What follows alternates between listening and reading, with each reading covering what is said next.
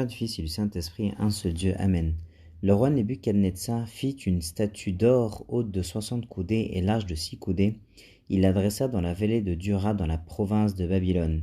Et là, c'est extrêmement choquant de lire ça de la part du roi de Babylone, Nebuchadnezzar, parce que Daniel, il vient de lui expliquer justement une histoire par rapport à son rêve, à son songe, et visiblement, il a déjà tout oublié. Parce qu'il est pris d'orgueil. Alors soit il a oublié, soit c'est Satan qui le trompe encore dans son orgueil. C'est absolument pas logique de construire une statue en or, sachant que dans le rêve elle a été détruite, etc. et de faire ça. Mais soit il a oublié, soit c'est Satan qui le trompe.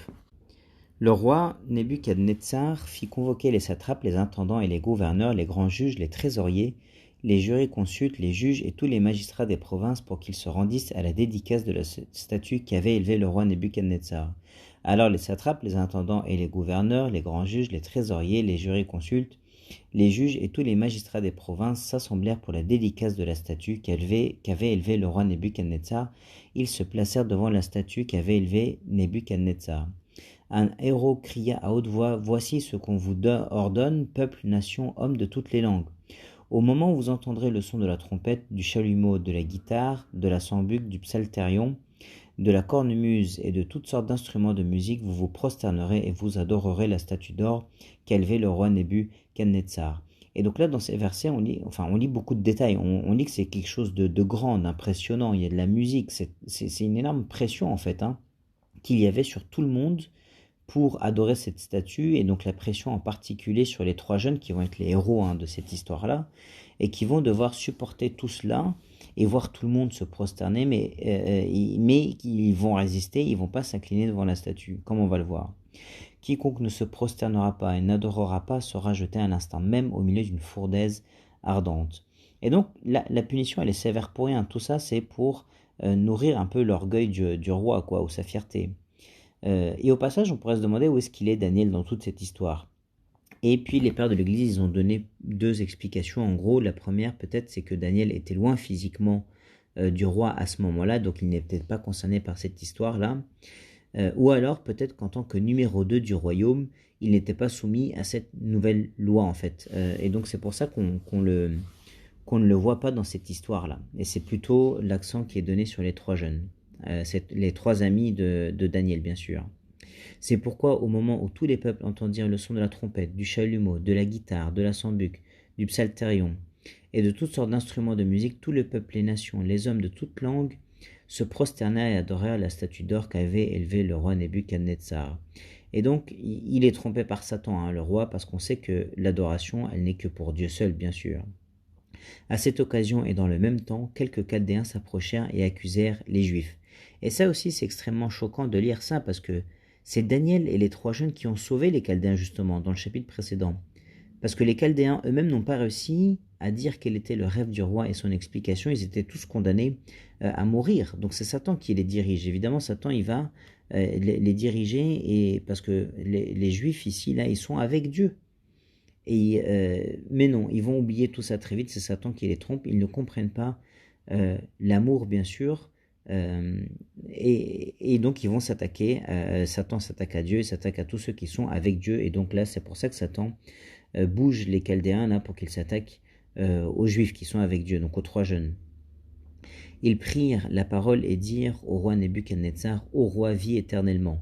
Au roi, vis éternellement, c'est une façon de saluer le roi, c'est ce qui était dit à l'époque.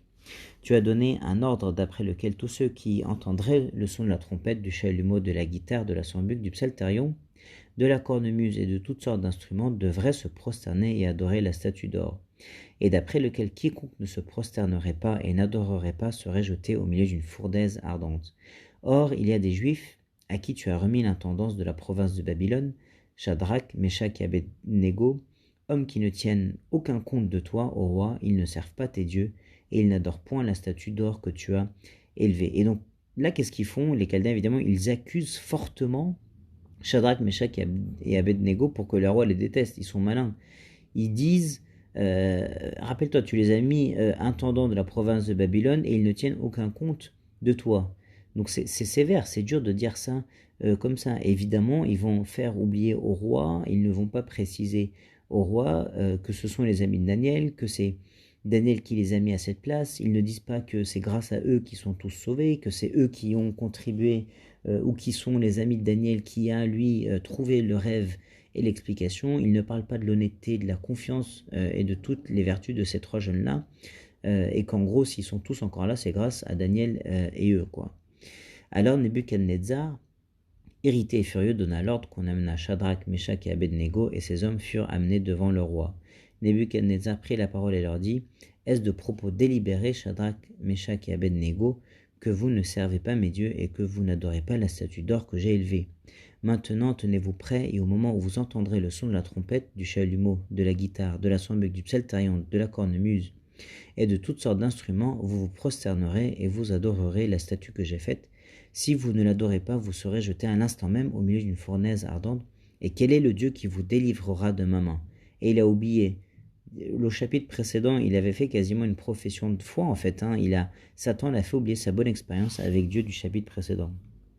Shadrach, Meshach et Abednego répliquèrent au roi Nebuchadnezzar, « Nous n'avons pas besoin de te répondre là-dessus. » Et ça, c'est une phrase très très forte, très courageuse, parce qu'ils tiennent ferme.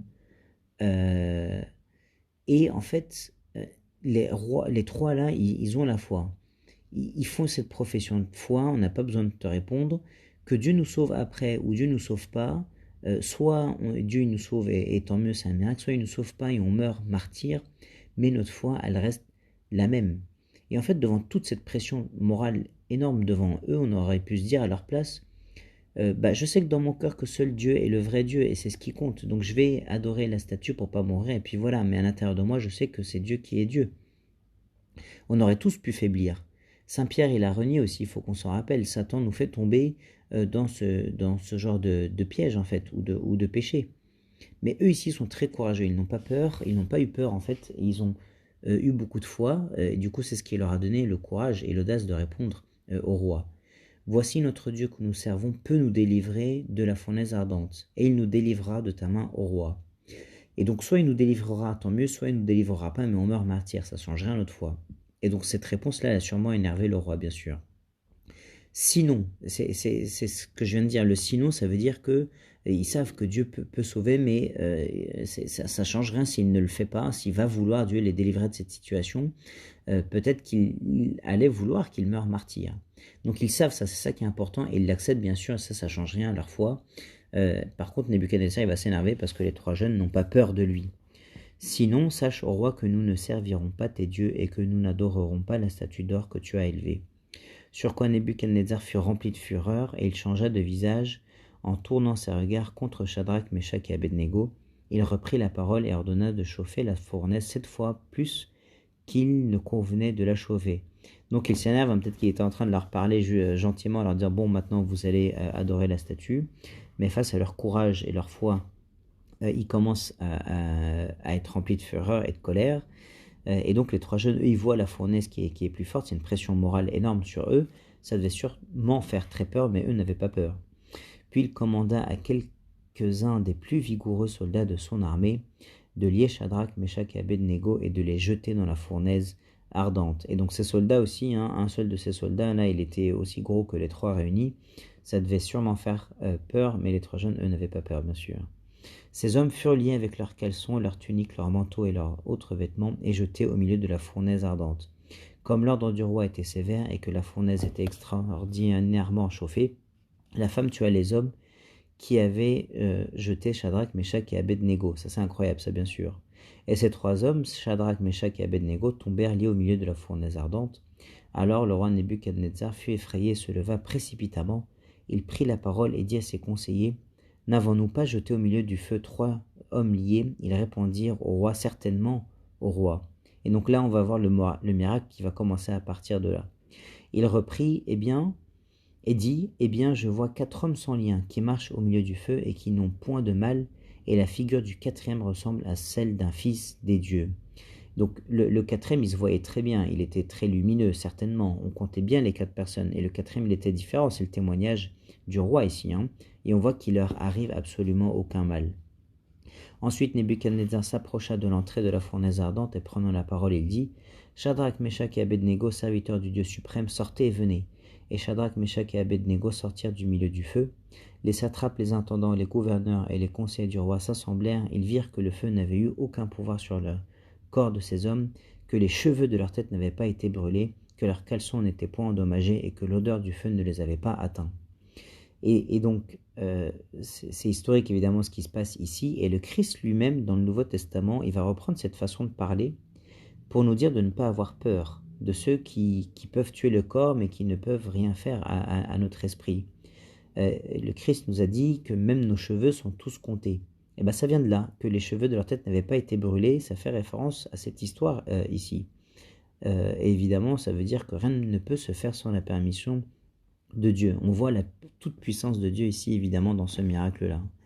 Nebuchadnezzar prit la parole et dit: Béni soit le Dieu de Shadrach, de Meshach et d'Abed-Nego, lequel a envoyé son ange. Et l'ange, ici, c'est dans le sens envoyé, hein.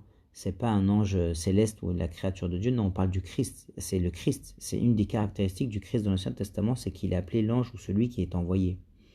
Lequel a envoyé son ange et délivré ses serviteurs qui ont eu confiance en lui et qui ont violé l'ordre du roi et livré leur corps plutôt que de servir et d'adorer aucun autre Dieu que leur Dieu. Donc Nebuchadnezzar ici reconnaît tout, que Dieu est vivant, qu'il est puissant, qu'il est avec les trois jeunes, qu'il les protège, qu'ils sont son peuple, et que les trois jeunes sont courageux. Et cette histoire-là, elle a inspiré des louanges de nos jours. Ces louanges-là, on les dit dans les louanges de minuit, elles sont inspirées du livre de la suite Daniel qui fait partie des livres deutéro-canoniques. Donc on chante cette histoire-là pour montrer à quel point Dieu est grand. Louez-le, ajoutez à sa grandeur. C'est le refrain qui est dit pendant la louange. Cette histoire nous apprend aussi à ne pas avoir peur quand la situation est difficile, c'est vraiment la morale. Dieu fait des miracles. Soit il nous sauve, il fait le miracle et on est vainqueur, soit on meurt, mais on meurt en étant vainqueur, en étant martyr. Et Dieu, il fait cela parce qu'on a la foi. Après, c'est Dieu qui décide de faire le miracle ou non. Mais on est vainqueur dans tous les cas. Et les trois jeunes, ils sont vainqueurs. Ici, dans la phrase qu'on a lue plus haut, nous n'avons pas besoin de te répondre là-dessus, comme on l'a expliqué plus haut. Ensuite, c'est Dieu qui décide de les sauver de la fournaise. Mais s'ils étaient morts dans la fournaise, c'est la victoire quand même, par la profession de foi en Dieu qu'ils ont faite.